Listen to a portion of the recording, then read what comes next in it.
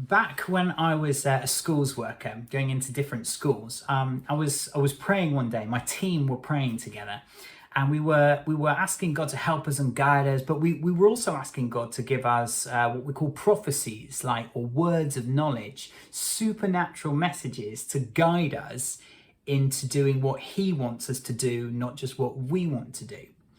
Well, on this particular Monday, I felt like I had this message about a hamster, that sometime this week there was a kid who was going to meet God through a hamster or something like that.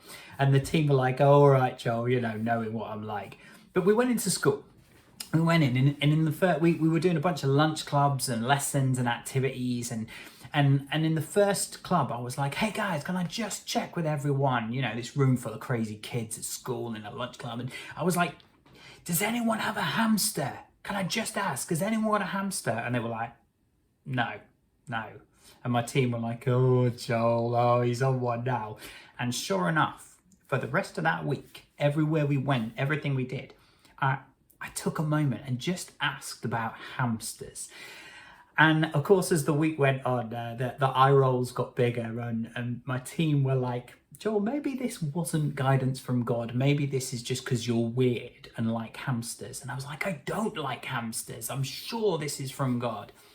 I had faith that God had given this message. God has spoken to me through weird pictures in the past. And because I can look back and see that God had spoken in this way, the way the picture of the hamster had appeared in my head, it was like a thought that I hadn't come up with.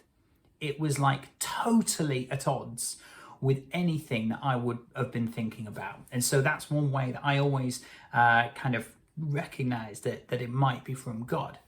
So I had faith that this was from God. And so I kept asking, and I kept getting no response. And my team kept looking at me like I was weird, until on the last day, we were in a school library, and we'd meet a group of students in there each week.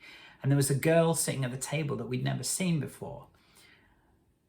And there was a lull in the conversation. And I just leaned forward and said, could I just ask a question? And my team were just like, oh, no, Joel, oh, come on. And I just said, can I ask, has anyone in here got a hamster? And this girl looked up and she said, I'd like to get a hamster. I'd really like to get a hamster because my rabbit just died. And she said, and my mum said, we can't get another rabbit, but we can get a hamster. And I said, oh, I'm so sorry about your rabbit. I'm so sorry to hear that that's happened to you. And we were able to pray for her and comfort her.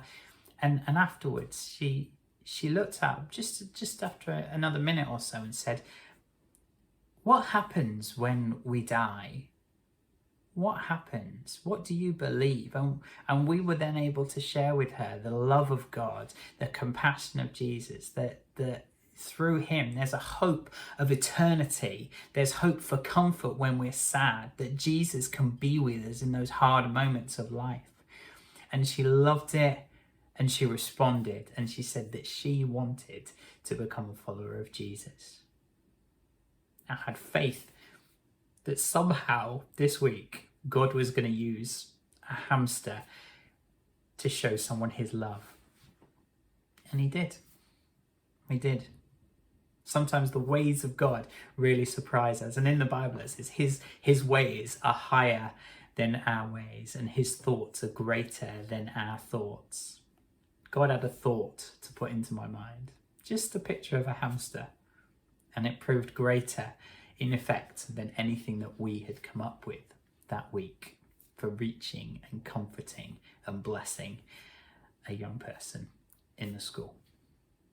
Hey, why not try it this week? If you're a believer or if you're not, ask God for guidance. Ask God to speak to you and see what he might pop into your brain. God bless you. The Lord be with you. I will see you soon.